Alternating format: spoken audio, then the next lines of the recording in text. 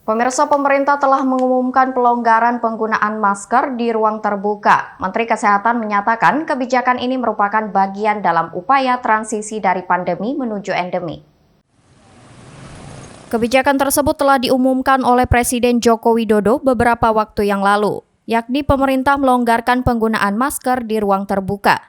Meski diberikan pelonggaran protokol kesehatan, Kementerian Kesehatan memastikan pemerintah tidak gegabah dalam melakukan transisi menuju endemi COVID-19. Keputusan itu akan dilakukan secara bertahap dan dibarengi dengan evaluasi berkala. Menteri Kesehatan Budi Gunardi Sadikin mengatakan, hal terpenting untuk mencapai tahapan itu adalah pemahaman masyarakat terkait perilaku pola hidup sehat yang merupakan tanggung jawab dari masing-masing individu. Selain itu, pemerintah tidak akan mengumumkan endemi COVID-19 dikarenakan pandemi bersifat global dan hal itu terjadi tidak hanya di Indonesia, melainkan di dunia, sehingga satu negara tidak akan mengumumkan endemi. Namun untuk di Indonesia tampak menuju arah transisi pandemi menjadi endemi. Itu salah satu ciri-cirinya masyarakat sudah paham. Secara individu ya masing-masing individu masyarakat sudah paham penyakitnya seperti ini. Cara kita menjaga protokol kesehatannya seperti ini, kalau sudah terkena, tindakannya gitu.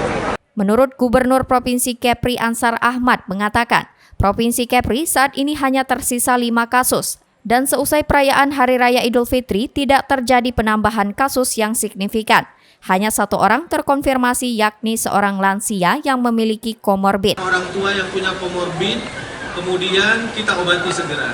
Sekarang kasus aktifnya hanya tinggal 5 orang saja. Nah, mudah-mudahan kita ucapkan selamat tinggal atau goodbye nanti ke depan untuk COVID-19 ini, Pak.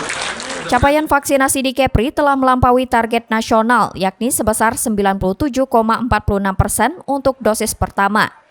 Sedangkan untuk dosis kedua sebesar 83,77% dan untuk dosis ketiga mencapai 45%. Dengan capaian tersebut, Kepri dapat kembali membuka pintu wisata sebagai upaya pemulihan ekonomi di masa pandemi COVID-19.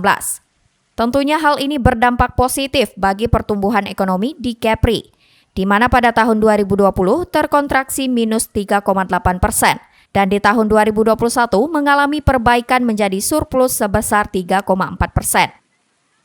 Tim Liputan GoTV News melaporkan.